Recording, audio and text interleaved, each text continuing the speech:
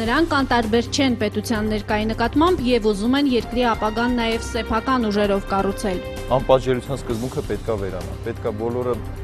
հավասար լինեն օրենքի առջև։ Քաղաքականացված երիտասարդներ ովքեր են նրանք, քաղաքական դաշտի կրտսերները։ Ինձ տեսնում եմ քաղաքականության մեջ, որովհետև դա ինձ հոգեհարազատ է եւ օրենսդրական դաշտում եմ տեսնում։ Ինչն է նրանց բերում քաղաքական հարթակ կարիերայի ձգտումը, թե օրախնդիր հարցերին պատասխաններ գտնելու ցանկությունը։ Քաղաքականությունը հնարավոր է իրականություն դարձնելու արվեստն է։ Հրապարակում այսօր քաղաքական տարբեր բևեռների երիտասարդներն են, նրանք ովքեր վաղը հնարավոր է կառավարեն երկիրը։ Ու մենք վստահելու մեր երկրի ապագա կառավարումը, ովքեր են այն երիտասարդները, որ այսօրվանից փորձում են հաստատվել երկրի քաղաքական դաշտում։ Հրապարակից Կարինե Հունանյանը փորձել է փնտրել այն հավանական թեկնածուներին, ում հնարավոր է վաղը վստահվի երկրի կառավարման ղեկը։ Մնացեք մեզ հետ ևս 13 րոպե։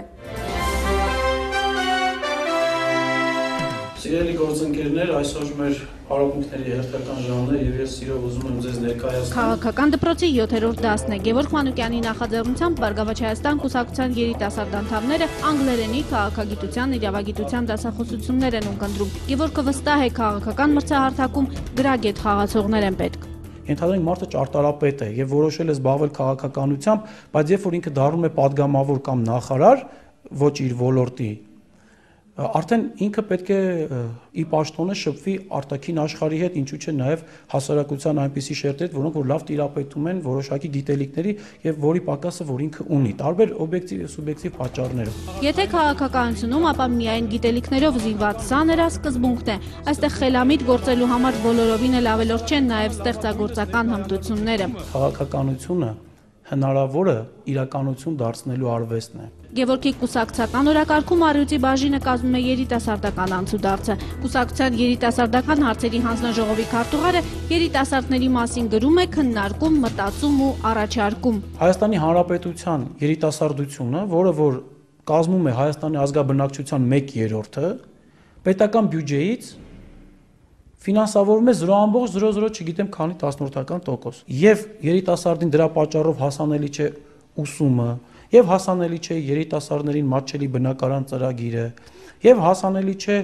չգիտեմ, նշանադրությունը, ամուսնությունը, երեխա ունենալը։ Բյուջեում այս տարիքային խմբի համար նախատեսված գումարների ավելացումից մինչև երիտասարդների մասին օրենքում փոփոխություններ։ Գևորգը նաև որակյալ եւ հեռանկարային կրթություն է ցանկանում իր հասակակիցների համար եւ հավասար հնարավորություններ։ Ես կոնկրետ առաջարկեցի, որ գիտեք, եկեք օրենքը երիտասարդի մասին, չտարբերակենք երիտասարդը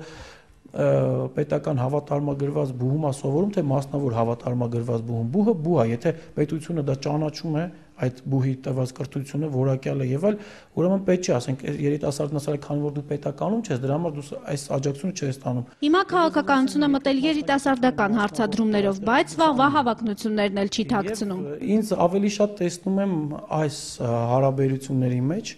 միջազգային հարաբերությունների կամ Սփյուռքի նախարարության ոլորտում, բայց ուզում եմ շեշտել, որ որևէ մեկի պաշտոնին ես աչք չունեմ։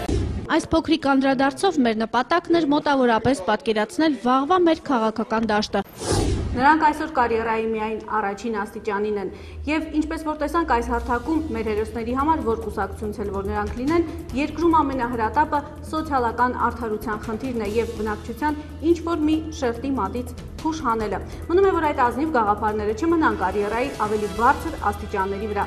Սա հրապարակումն էր, մեր հանդիպումները ամեն երեքշաբթի եւ ուրբաթ են։